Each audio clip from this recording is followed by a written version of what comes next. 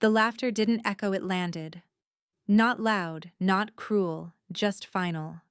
At that moment, surrounded by crystal chandeliers and champagne, my sister's voice carried louder than the orchestra.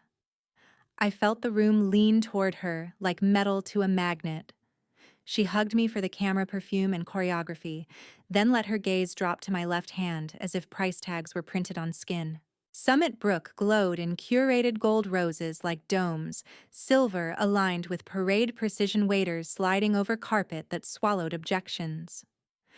I wore a modest navy dress and the posture I never quite forget.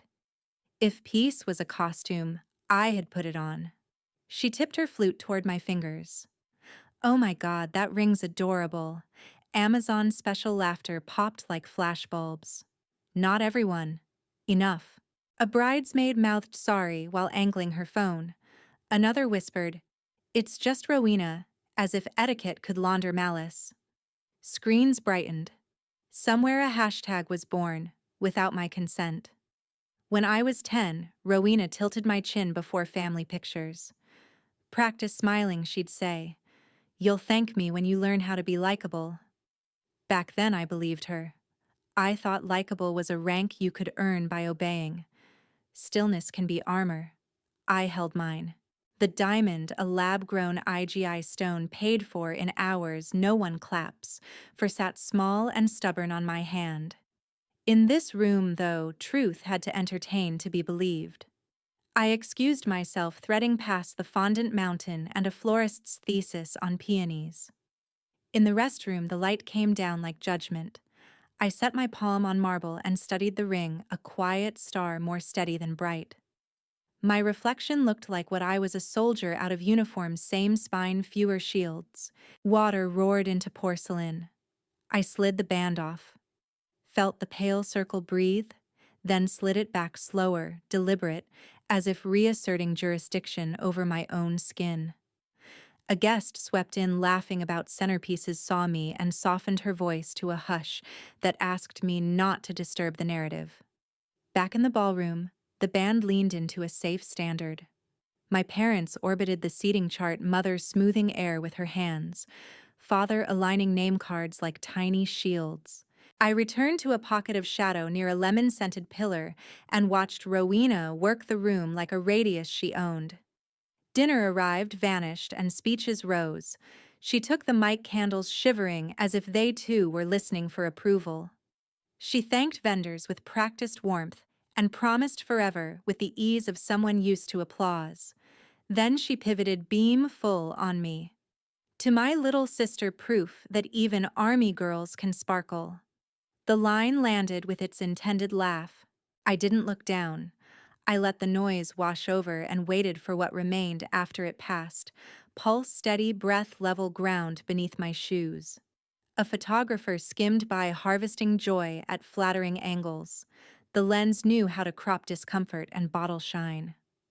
I thought of the certificate filed at home, the laser inscription no caption could erase, and felt something settle. Paper doesn't trend. It also doesn't lie. A bridesmaid intercepted me near the hydrangeas. "Don't take it personally," she jokes. "Then I'm happy for her," I said, tasting metal at the back of my tongue. Cake dancing, more cameras. I stayed until staying felt like agreement. Then I told my parents I'd text when I got home, collected my wrap, and let the corridor pull me into cleaner air. Outside, sprinklers whispered across a lawn, pretending to be forever. I stood under the night until my ribs remembered they had room, then walked to the car with the ring bright at 10 and 2, a small star that did not ask permission to shine. As she leaves the club, her phone buzzes. Tag Rowena Holt. Fake ring, real love. Cambria screenshots the post. Her first act of defiance is simply remembering. Humiliation ages fast online. By morning, I wasn't just a sister with a fake ring, I was a meme. The first ping woke me before sunrise. Then another, and another. By the time the sun reached the blinds, my phone looked like a siren. 300 notifications, comment chains multiplying faster than I could swipe. The headline under Rowena's smiling face read, "Sisterhood goals when family goes budget." My own picture sat beneath it, cropped mid-blink, the ring catching glare. I scrolled until the words blurred. If she's military, no wonder she can't afford real jewelry. The line burned deeper than Rowena's laugh had. Somewhere, someone laughed again. I could almost hear her refreshing her post, measuring engagement like prophet. The apartment was still half dark, blinds shut against July. Only the laptop's glow made shapes out of furniture. My coffee went cold while I built evidence the way I'd once built supply chains, neatly by category. Screenshots, URLs, timestamps, each labeled proof A through D. In the army, we called this chain of custody. Now it was just me, the hum of a refrigerator, and the world's worst after-party. A knock came. Adele Tran, hair still damp from morning PT, walked in without waiting. "You faced IEDs with less damage than this," she said, scanning the screen. I almost smiled. Explosions at least end. She perched on the counter, scrolling through comments. "You should post something back. Set the record straight." That's her terrain. I'm not fighting on her feed. Then where? Where proof matters. I printed the images one after another, the pages curling warm from the tray. Adele handed me a binder left over from deployment, sand-colored plastic, a little cracked. "Armor," she said. When she left, the apartment felt both safer and emptier. I stacked the pages, slid them into sleeves, and turned off notifications. The quiet wasn't peace, but at least it didn't echo.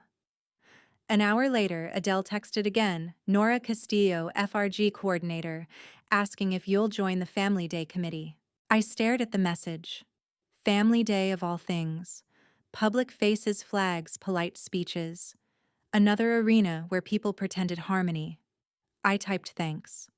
"I'll think about it," and didn't hit send. The draft glowed unsent, the way courage sometimes waits its turn. Afternoon sagged into heat. I removed the ring and set it on the desk beside the binder. Under the lamplight, it looked both innocent and accused. The hum of the fridge filled the room like a countdown I hadn't started. My reflection in the window looked back, hair uncombed, jaw locked. The soldier no one clapped for. Rowena's voice appeared in my head the way tinnitus does after noise. "It's just a joke." Her version of love had always come wrapped in correction. The difference now was the audience. At dusk, my phone rang. Her name. I shouldn't have answered. "You're trending, sis," she said brightly. "Careful people might start believing you're interesting." I felt something click, cold and mechanical, inside my chest. "Keep laughing, Rowena. I'm taking notes." Silence stretched. Then she hung up first. I sat back, staring at my inbox, pulse steadying. A new email blinked onto the screen. Subject: IGI certification attached. Donovan Reeve. For a second I couldn't move. Then I opened it. A PDF loaded, photos, serial appraisal. My ring, my name, my proof. The signature at the bottom in dark ink like a small flag planted. Outside, a storm was starting, thin rain against the window. I leaned close to the monitor, zoomed in on the magnified image. The diamond's laser inscription glowed faintly. IGI 44732, Holt, C. Tiny, perfect, absolute. I whispered to the screen, "Let's see them call that fake." And for the first time in a week, I smiled without practicing. Respect didn't knock. I sent it certified. The laser inscription still flashes in my mind, IGI 44732, Holt, C. A tiny row of truth, sharper than any caption my sister could craft.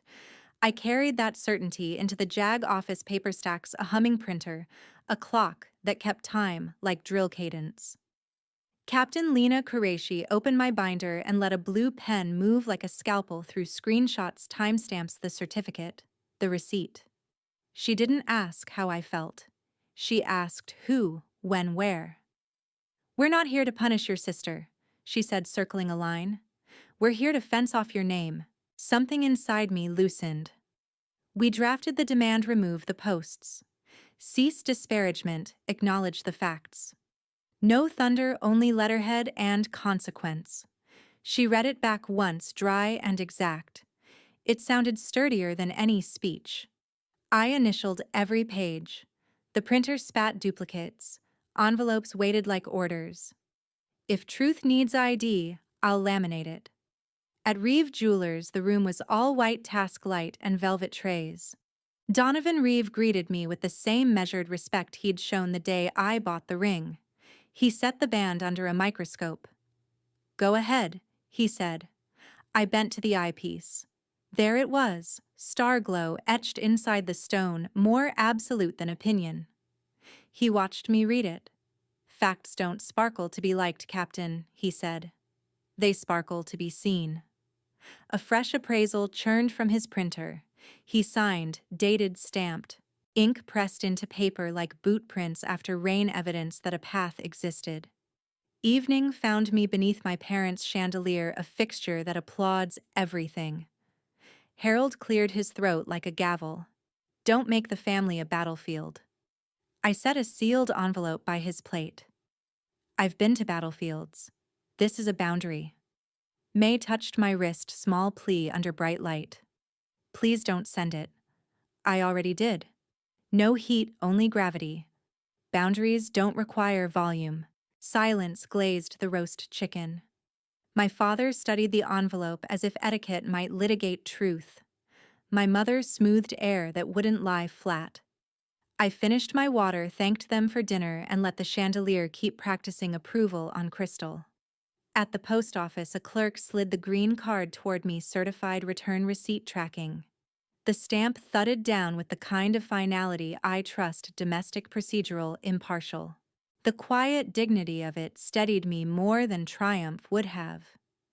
I tucked the receipt behind the IGI certificate in my folder. The edges aligned a neat geometry of order. Home smelled like paper and tea. I spread the evidence pack on the table, certificate, new appraisal screenshots, the tracking slip. Chain of custody for my name. A voicemail from my parents asked me to let it go. I saved it without pressing play. Peace without respect is just quiet cruelty, and I was finished mistaking one for the other. The phone lit. "Rowena." I considered ignoring it, then answered. "A lawyer letter." "Over a joke you'll look unhinged, Cam. I'll look documented." A thin breath, then the line died. Nothing inside me broke. I filed her number beneath the rest of the paperwork where it belonged in the record, not in my bloodstream. I made tea I didn't need and stood by the window while streetlights drew halos on asphalt. The binder closed with a click that sounded like a door locking on a room of truths. In the margin of my notebook I wrote, "If they say it's too much, it means it's finally enough." The sentence sat there, unadorned and serviceable, like a tool that fits your hand. Sleep didn't come, but rest did, a long, level hour where everything stayed in its lane. I pictured the envelope moving through systems, clerk, bin, truck, distribution center, another clerk. A quiet convoy. Procedure instead of drama. I thought of the microscope's tiny cosmos, a constellation for anyone willing to look, and felt the old steadiness return, the kind convoys teach when the map is ugly and the mission isn't. Near midnight, the phone chimed, new email, a different tone. I opened it and saw the next phase had already chosen its stage. Email from Nora Castillo, FRG Family Day roster finalized, Rowena Holt confirmed as guest. She's chosen her audience. I've chosen my ground. Some crowds hush out of fear. This one quiets for respect. I tuck the tracking receipt into my inner pocket paper against ribcage, a small steady drumbeat. "You're not alone." Fort Halden's parade field hums with barbecue smoke and laughter. Kids in tiny camo shirts chase each other past display trucks. Flags breathe above them, bright against the Colorado sky. Rowena arrives in sunglasses and a dress too bold for shade. "Cute," she says, scanning the tents, "like a fair with trucks." Sergeant Reyes, stacking water coolers, smiles. "Trucks that kept insulin cold when the grid failed, ma'am." He doesn't raise his voice. Truth never needs volume. Rowena's smile flickers, then resets. Nora Castillo crosses the field, clipboard in hand. "You're up next, Captain Holt," she says. Her tone is crisp, her eyes kind. I nod, smoothing my sleeve. The ring catches light, no longer decoration but testimony. The stage creaks in the wind. Major Warren stands at the mic, his words lean and precise. Captain Holt safeguarded throughput during the Ridge Fire and the spring floods. Leadership is logistics plus memory. Applause swells not loud but unanimous, the kind that lingers. Jenkins gestures toward a photo board. She rerouted supplies when the bridge washed out. Did math on a sandwich wrapper saved a convoy an hour? My parents stand nearby, posture cautious. Rowena's practiced smile fails to reload. As the crowd murmurs, Rowena edges close. Didn't think you'd pull this off. I didn't think you'd come watch. She blinks. Not hurt, just unarmed. Warren tips the mic toward me. I keep it short. I didn't buy this ring to look expensive. I bought it to remember nights we stayed until the last truck rolled. Applause, again, steady, genuine. No flashbulbs, no filters. A phone banner slides down. Rowena Holt removed a story you were tagged in. I don't open it. Some victories stay quiet. The sun softens. Flags ripple like living proof. My parents approach. My mother touches my sleeve, voice low. You looked steady. That's the job, I say. When the tents start coming down, I pass the static displays. Humvees, polished children laughing. Rowena lingers by the gate, sunglasses gone, expression uncertain. She opens her mouth, finds no words. I keep walking. From the car, the field glows gold and honest in the mirror. The receipt presses against my chest like a heartbeat that belongs to me again. Respect doesn't trend, but it holds. A chime breaks the quiet. Email from Everlight Productions, subject raw clip attached. Timestamp 1942 shows your sister grabbing your hand. I press play. Freeze frame her fingers on my wrist, that polished smile curdling into command. Next, stop a different stage with better acoustics. They said victory means making someone lose. I learned it means no one has to bleed anymore. The gala lights at the Colorado Springs Civic Center are softer than I expected, warm gold spilling over banners of red, white, and blue. Brass instruments tune in the corner. Veterans mingle with families, hands folded over medals and paper cups of coffee. The air hums with the sound of earned calm. I stand backstage, adjusting the line of my uniform. The ring catches a thin slice of light. Not a display, just truth, reflecting back. The raw wedding clip still plays in my mind, Rowena's hand gripping my wrist, her laughter stretched too tight. Tonight, that same hand will sign a check instead of a caption. Major Warren steps to the podium. For those who think logistics means boxes, he says, meet the woman who turned them into bridges. Applause rises, polite but genuine. I walk onto the stage. My boots sound steady, my pulse steadier. When I take the mic, the crowd quiets. Respect doesn't start in uniform, I begin. It starts at home. Sometimes it takes the world seeing you to make your family see you again. The words settle not as applause lines, but as truth that knows its weight. When the clapping comes, it's steady as breathing. Behind me, Nora cues the screen. The raw footage plays ballroom light music. Rowena's fingers closing on my wrist. My stillness, her voice cutting under laughter. The room exhales as one. No narration, no defense, just evidence. Rowena stands near the aisle, pale beneath her bright dress. For the first time, she doesn't hide behind the crowd. She walks forward, microphone trembling in her hand. I hurt my sister to protect an image, she says. Tonight, I'd rather fix something real. She gestures toward the presentation check, $5,000 for Ridgeview Children's Hospital in my name. The crowd rises, not for drama, but for decency rediscovering itself. I meet her eyes across the stage. There's no triumph in me, only release. When I place my hand on the donation check, the flashbulbs bloom white. The inscription on my ring glints, IGI 44732, Holt C, proof and peace, sharing the same syllables. Afterward, the civic center empties into quiet hallways. My parents find me by the exit. My mother's voice is thin but warm. We thought keeping peace was love. I answer softly, peace without truth isn't love. It's anesthesia. We don't hug, not yet. But they stay near unguarded, which is its own apology. Later at their house, lamplight pools across the kitchen table. Coffee steam curls like breath returning. Rowena sits opposite me, eyes rimmed, red voice small. I don't expect forgiveness. Good, I tell her. Then you might earn it someday. A long silence. Then the faintest laugh, dry, real human. We share a look that isn't peace, but it's possible. On my drive home, the city hums with quiet. Billboards fade into silhouettes. Traffic lights hold their red like gentle warnings. For once, I don't feel watched. I feel witnessed.